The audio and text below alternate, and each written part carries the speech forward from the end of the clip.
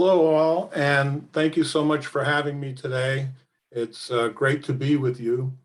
Um, I'm sure you all know about hearing loops, so we're not going to talk about that specifically, but we're going to talk about hearing loops in the airport. Anyone who has flown knows that airports can be some of the most challenging hearing environments that we encounter.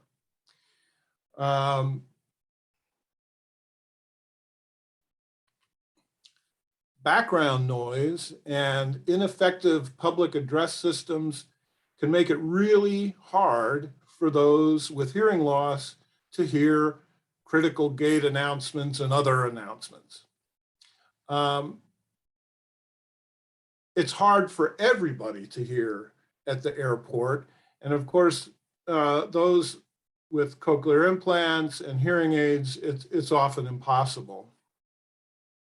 So real quickly, the typical hearing device process when you're in an airport, someone's making an announcement into a microphone, and then that sound goes into a loudspeaker, which goes into your hearing aid.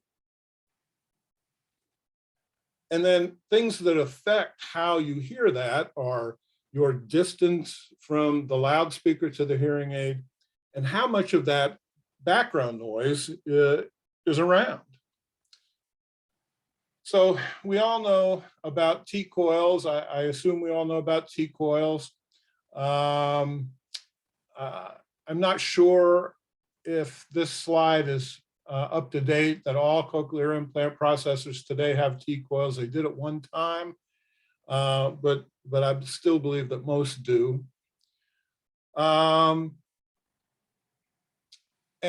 the hearing process through a hearing loop and a T-coil, someone makes a gate announcement at an airport into a microphone. That is fed into the hearing loop, and then you hear that sound in your hearing device directly from the speaker's microphone. So the T-coil is improving signal to noise ratio, making it easier to hear the things you want to hear and not necessarily so much the things that you don't want to hear. So real quickly, this is a hearing loop survey that was done by Juliet Sterkins. I'm sure many of you are familiar with Juliet. And she, in her survey, she found that when asked, how well do you hear in a venue using hearing devices without the T-coil and without the hearing loop, 16.8% of respondents rated their hearing at the low end, which is 8, 9, or 10. However, when they heard in the same environment using the hearing loop, 83.4% of respondents rating their hearing ability at 8, 9, or 10. Let me go back. So 16.8% of respondents without a hearing loop rated their hearing ability at 8, 9, or 10. 8, 9, or 10 is the best, right? So only 17% of people without a hearing loop rated their hearing ability as close to the best that they could hear. Whereas with the hearing loop, 83.4% responded, rated their hearing ability on the very highest end. So the percentage of people who said they could hear well in an environment went way up when using the hearing loop. So a lot of airports are adding hearing loops to their gates and other places to make it easier and more hearing accessible for the passengers that are using the airport. And this actually is an old list now, these are some of the airports in the United States that have hearing loops in the airport. So if you're ever traveling through any of these airports, look out for that hearing loop sign and turn on your T-coil when you're at the gate, and you will be able to hear much better. Whether you're listening for your flight announcements or whatever, that sound is coming directly to your ear through the hearing loop. And you'll be able to hear much better.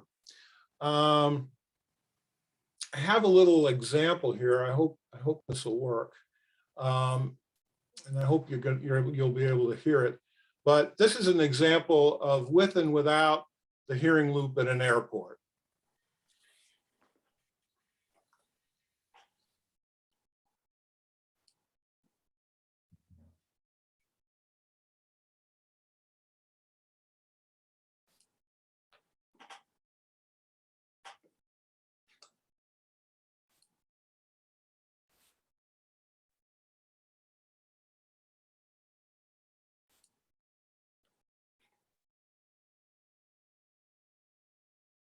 Let me get my slides back up here. Hopefully you're all seeing my slides. Yeah. Good. Another form of loops at many airports are counter loops. So if you're at a ticket counter, if you're at an information counter, there are small loops built into those areas where you can activate your T-coil, you can turn your T-coil on and be able to hear directly from the from whoever is manning that station, whoever's staffing that station. So be on the lookout for these hearing loop signs at airports. You see with the one on the left there from the Grand Rapids Airport, one from Detroit, and one from Atlanta. There are many other airports now with hearing loops. And I'm going to stop sharing here and just deliver the rest of this without my slide. The reason I'm bringing all this up today is because a group that I'm involved with called LIGNO, which stands for the Loop Initiative Group of Northeast Ohio, is working on a project to help promote and convince the people who are working on an upcoming renovation of the Cleveland Hopkins Airport to include loops there. This renovation, which is going to last for a number of years, is slated to be $2 billion. And we feel that to make the airport hearing accessible, that hearing loops would be a small cost, a small expense to help so many people hear and be able to navigate the airport so much better. A lot of people say that even with hearing loss, they can hear gate announcements and things in a looped environment like that better than people without hearing loss. So I just want to wrap up and mention that you can help us a little bit here. What we are looking for and what we're asking for are emails endorsing this idea and telling us how a hearing accessible airport would be a benefit to you. And I hope you would be interested in doing that. And if you would like, and I'll send this out in an email later, but you can send it to me at my email address, which is brown@brownaudioservice.com. That's brown@brownaudioservice.com. And I'll send that out to Shirley in an email, and perhaps she can send that to all of you. The other thing you can do is contact any of your local representatives, your Ohio or US Senate or Congress people. This is a big project in the state of Ohio, and all the politicians are involved, your local officials, anyone that you can think of to contact and say, we're a constituency of you and the airport, and we would really like to have access to this public place, the Cleveland Hopkins Airport. So that's all I have for now. Thank you so much for listening. I really appreciate being with you. I'm looking forward to spending the rest of the meeting with you. And let's be all happy for this beautiful sunny day, and hopefully spring is now upon us. Thank you very much. Thank you very much, Warren. I would also, well, one of the things that I know about Hopkins is that it is a municipal facility. The city of Cleveland owns and operates it. Is that correct? Yes, that's correct. So I would think that, I think what I'm going to commit to do is to work with Shirley Ann, and we will find maybe 2 or 3 more emails that might, or yeah, I think we could send our request to you, but we could also send direct to the airport authority, could we not? Sure, yes. Okay, We're so gonna, we will, go ahead. Our plan is to use these endorsements to help build our case to the officials that we will be talking to in promoting this idea. Okay, so what we could do with our mailing list is we could send out a message that says that you had just appeared or spoke to us on a very important issue. We would like their help to send each person to send an email to you at this. Well, this is a website, right? It's not an email address. Yeah, no, brown@brownaudioservice.com. That's my email address. brown@brownaudioservice.com. Very good. So Right. we send this to your email address, and we'll Yes, try to get please. as many members as we can to do that, and we will describe the importance of it. And then I'll go further and look up,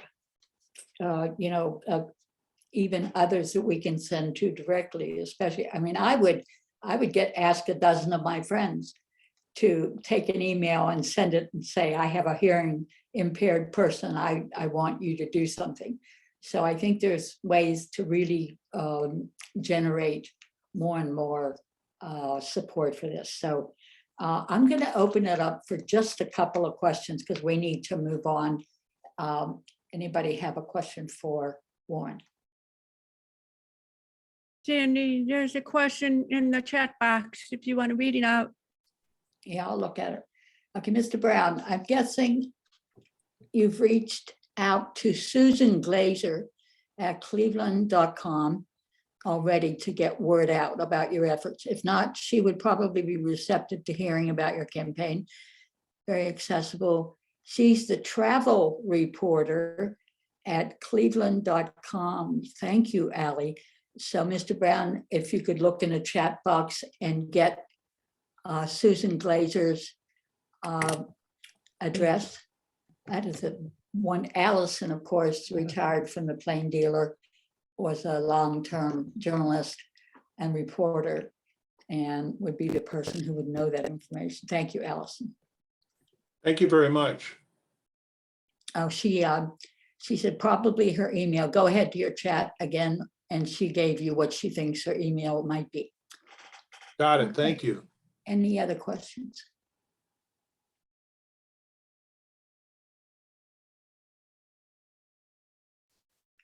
Well, in that case, Warren, again, it was lovely to see you again.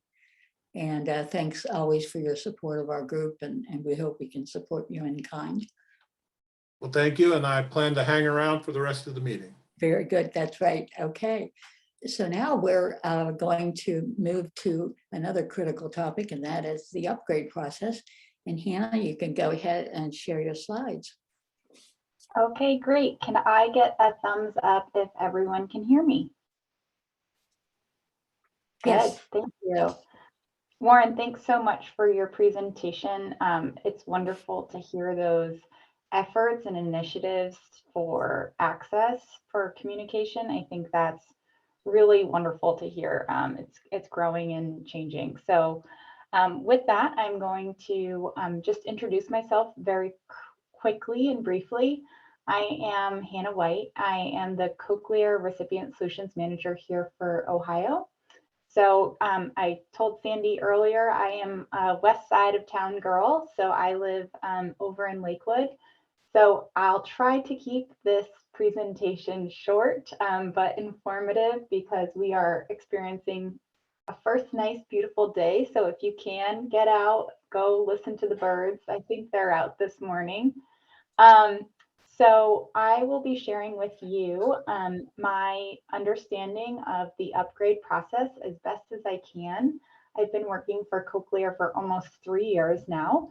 My role is to help with our newly activated recipients get acclimated with their device.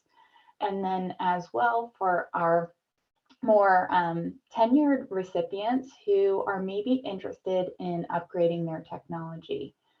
If you're unfamiliar with the term upgrading or it is a little bit scary, hopefully this presentation today will break down some of those fears or nerves surrounding that term. I will open it up for questions at the end, or if you have any specific questions about your upgrade timeline or process, I am more than happy to help, and you can email me directly after this. So I will share my screen and we'll get started. Oh, I am going to share my system audio. I have a quick video, so hopefully we can hear that. So here.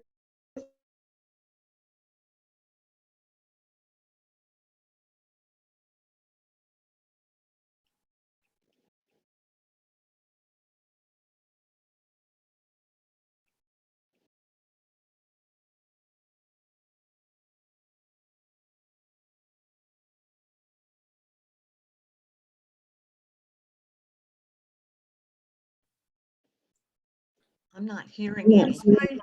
Mhm.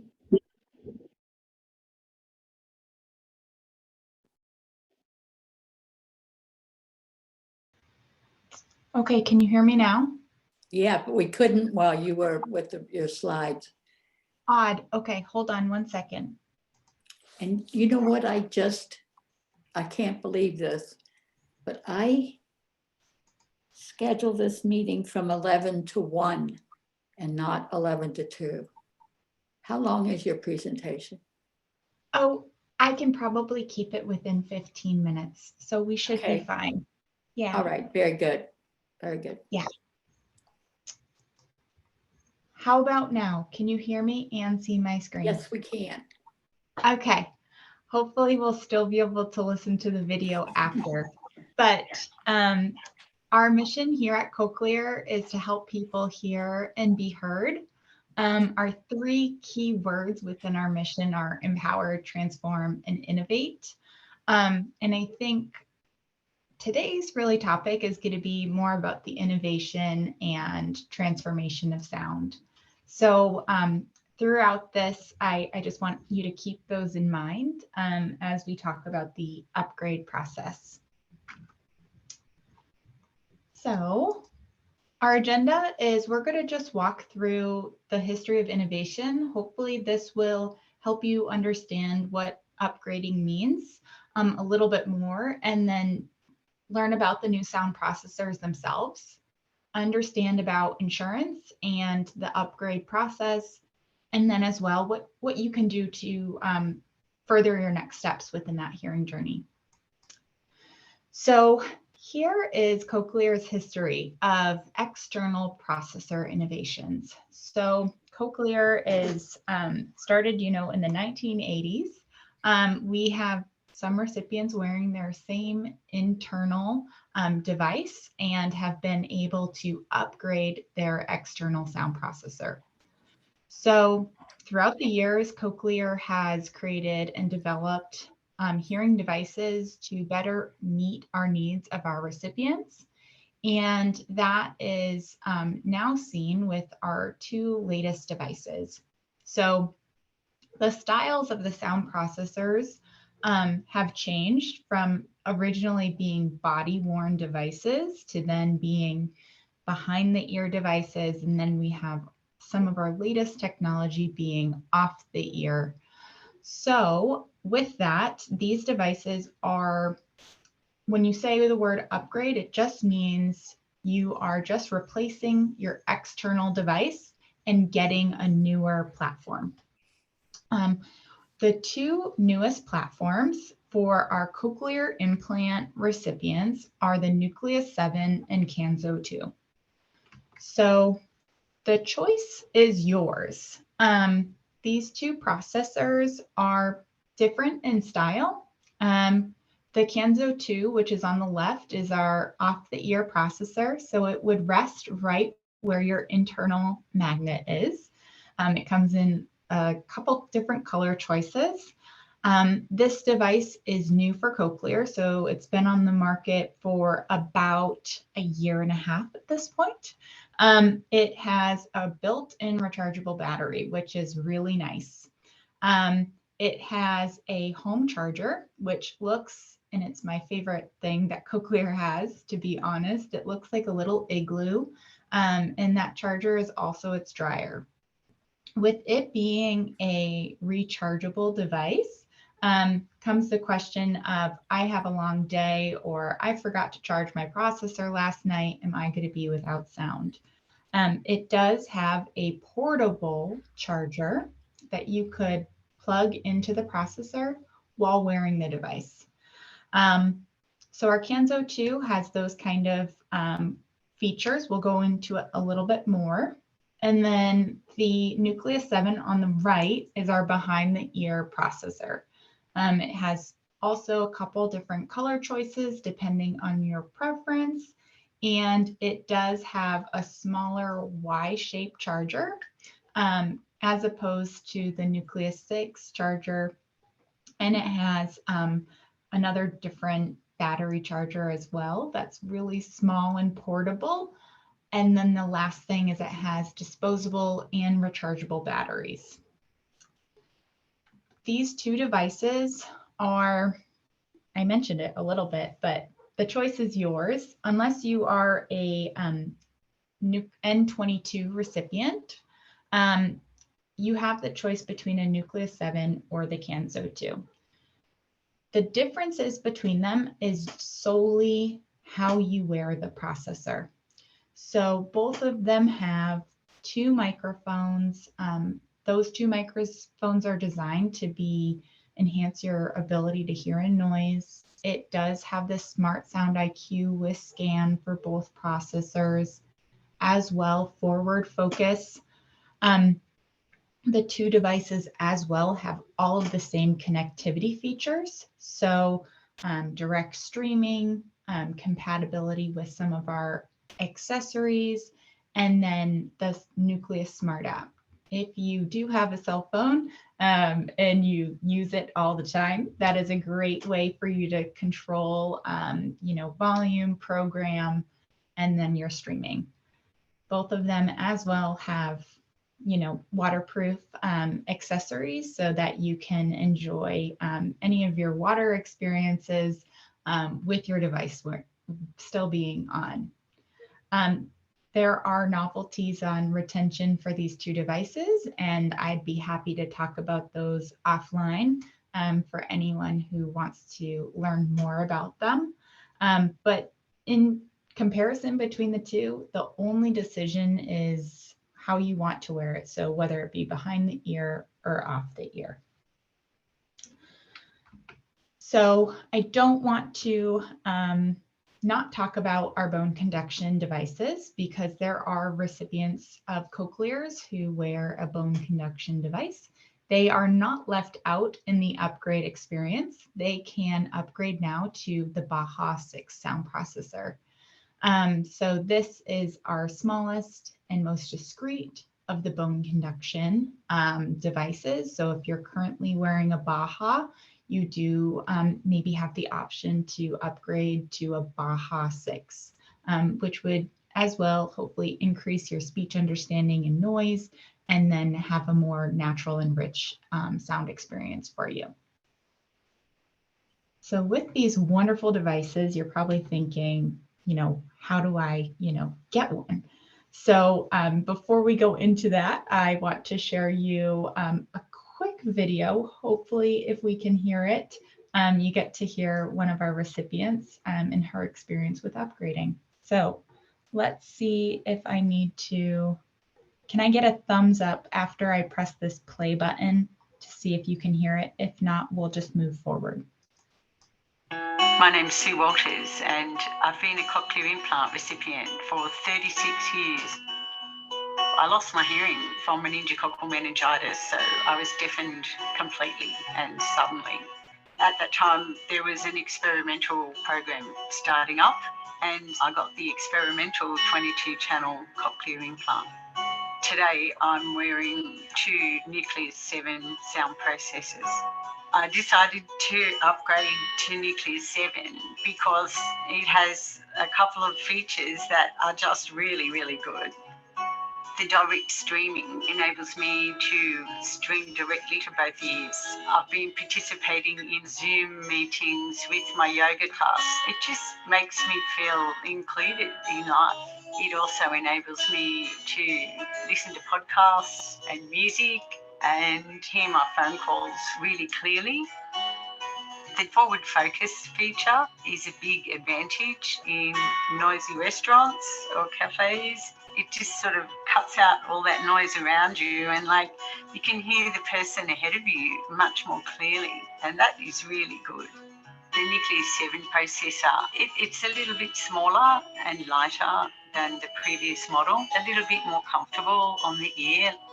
I really enjoy bushwalking, and since I upgraded, the quality of the sound is just that much crisper and clearer. Cochlear have made a processor backward compatible to an implant that is 36 years old, which to me is pretty good service. As I get older, my hearing is getting better. If you're thinking of upgrading to N7, I would say just go for it. Just makes life easier.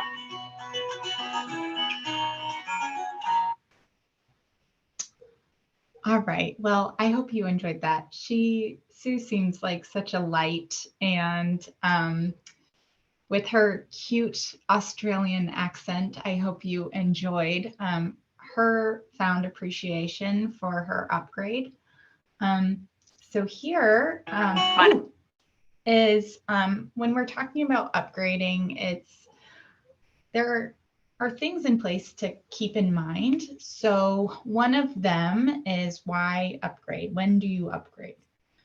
That could be the end of useful life. So for most insurance plans, if you plan on using your insurance, the end of useful life is decided by your insurance plan. But most of the time, usually after 5 years of wearing your processor, it has reached or surpassed that period of time where it's the end of useful life.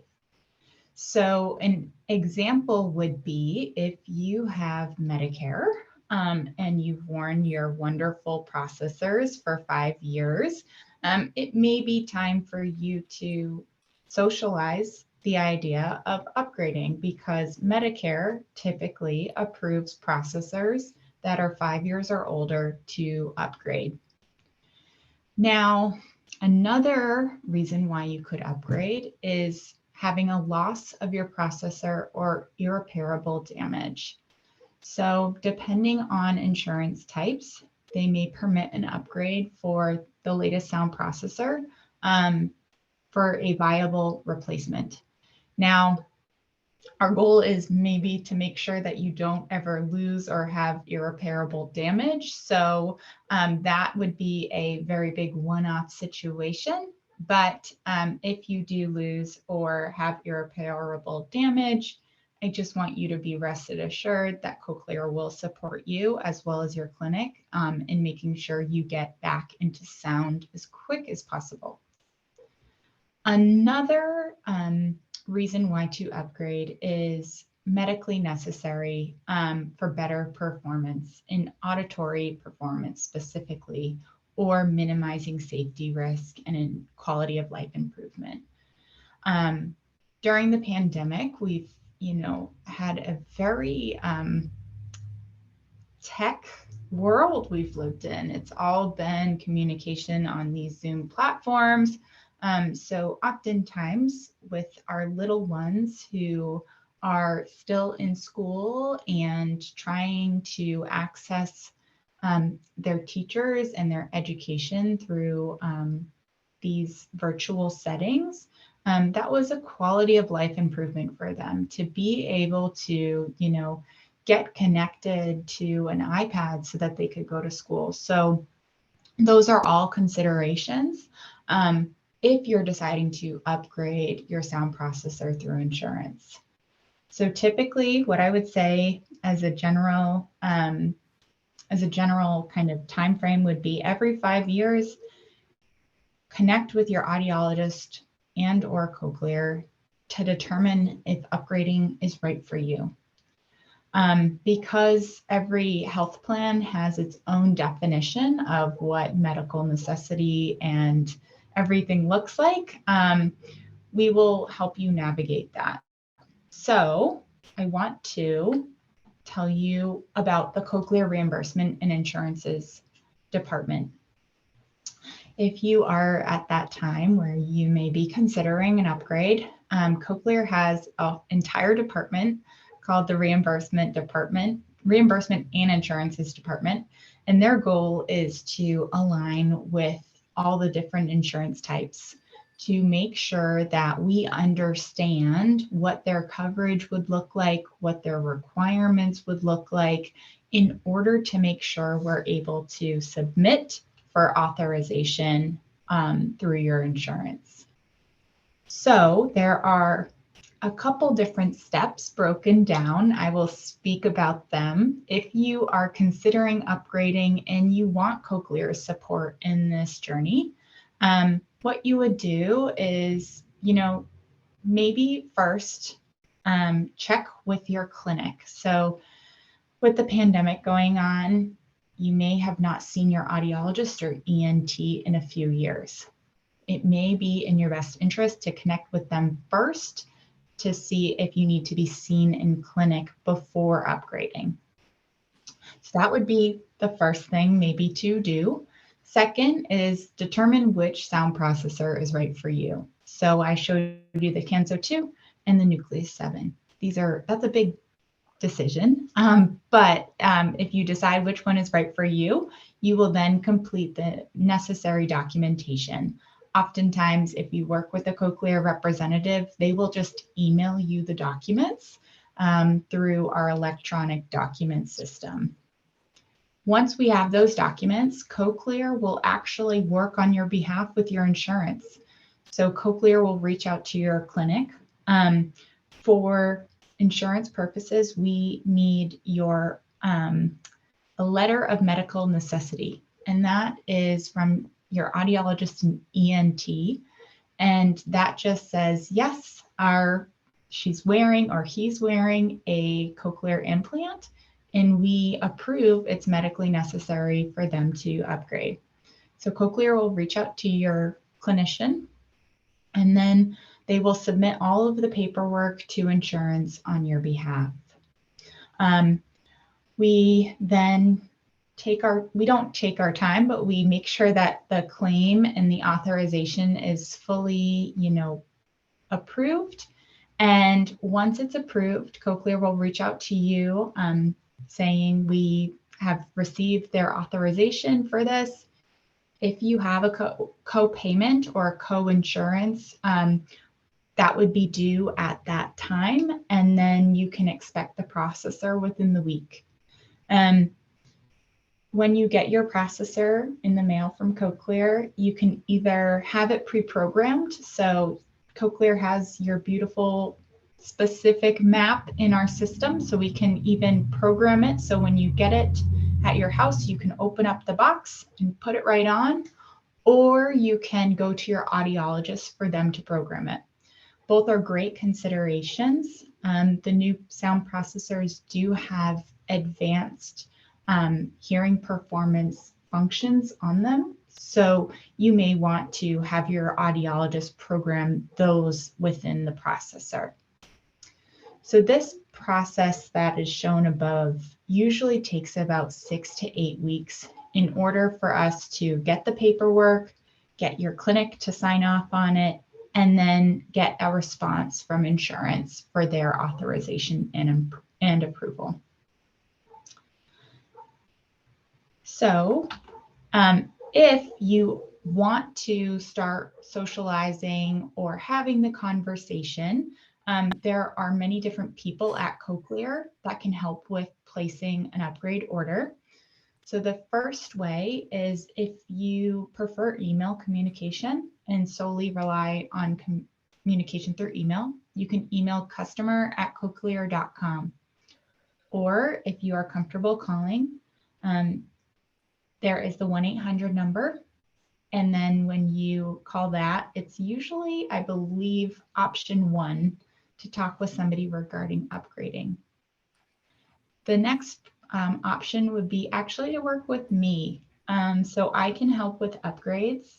There are some friendly faces on the call that I have actually had conversations with about upgrading. And we, discussed their insurance type. We discussed if they were going to have an out-of-pocket, what that would look like. And hopefully we provided some guidance on what next steps look best for them. So with that, that is the closure of my presentation. I will open it up for questions. Yes, thank you very much, Hannah. That was very concise, very straightforward. I guess I'll go first. It's been 5 months since I started the process, and I still don't have a processor. And so submitting through Cochlear reimbursement and insurances? Absolutely. I am at the Cleveland Clinic, and I work with someone named James Roll, R-O-L-O.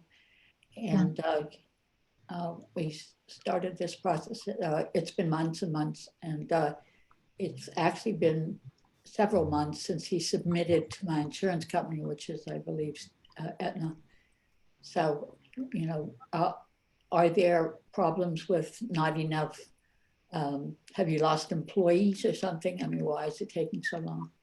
So it can take a while for a couple reasons. So I can first look up kind of the why behind yours. So let me write that down. And so there's a couple things. One, we've had challenges with insurance. So insurance companies have lost employees. So us getting a response from insurance can be challenging. As well, if it has been 5 months, we probably submitted it in 2021, and then we had to resubmit it again in 2022. That is because insurance benefits change year over year with the new start of the year. So that often happens as well. Sometimes insurance denies it. And if that happens, then Cochlear will check to see if there could be an exception. So we would put in a secondary request. So if you're ever experiencing a very delayed upgrade experience like yourself, Sandy, please don't hesitate to reach out to Cochlear and understand why. We want to make sure that you are aware of where your processor or upgrade stands. Yeah, I have done that a number of times, and he just says nothing useful. So I have not gotten a reason why, but I'm gonna close my comments and open it up for other people. Sounds good.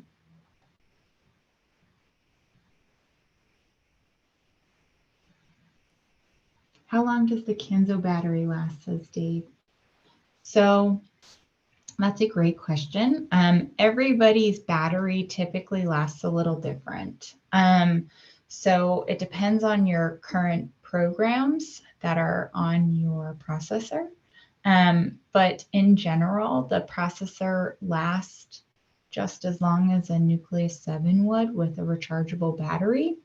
So on average, our recipients are experiencing about 18 hours of battery life with that Kanso full charge. Great, thank you. Yeah, great question, Dave. Other questions for Hannah?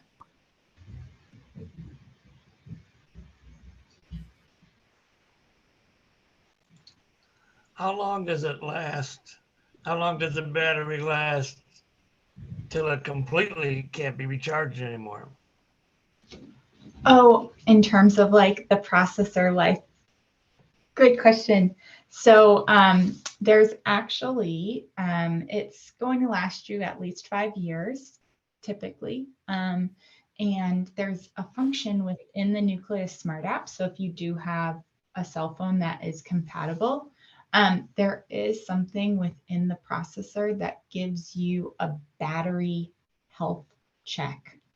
So if the battery on the processor were not to last that 5 years, Cochlear will replace it for you at no fault or no claim for you. So a very cool thing to see where the battery in general, the health of the battery is for the processor. And then throughout the day, if you do have a compatible phone or device for the Nucleus app, you can get a percentage of your battery throughout the day to see where you stand. Thank you. There's a chat if you want to look there. Yeah, I could perhaps upgrade my first CI in 2 years. The second CI was implanted 2.5 years later. Will I be able to upgrade both at the same time? That is a great question. So more likely than not, I would think that insurance would allow for the one that is your oldest processor. So you may be in 2 different technologies. Although it depends on what processors you're wearing. So let's say, for example, your processor that you're thinking of upgrading is a Nucleus 6, which is becoming obsolete. Both of them are Nucleus 6. Insurance would approve that most likely because they're obsolete technologies at the same time. So it can all be variable. If you're upgrading in 2 years, things may change. So we'll determine it at that point. But you don't have to upgrade devices if you don't want to either. If your processor is functioning just fine, you can stay in the technology until your other ear is ready to upgrade too. I hope that was helpful, although I know it's tricky. It all depends. Thank you.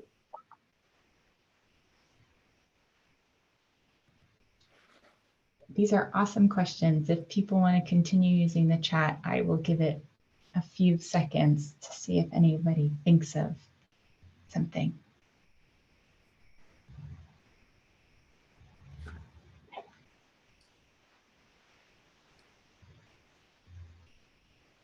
Okay. Anything else, Sandy?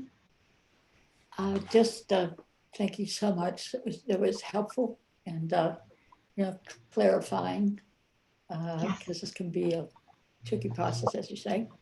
And I hope to see all of you in May. And we'll send out an email announcing again the speaker and topic. And hopefully we can actually get back to seeing each other in person and sharing our stories and getting more of the fellowship of this meeting back. And the food, the good food. So if Allison or Shirley Ann or Charlene have anything to say, go ahead. Nope. Okay, Looking forward to see everybody in person next month. okay, yes, all righty. Take care, everybody. Thank you again, Warren and Hannah. Thank you.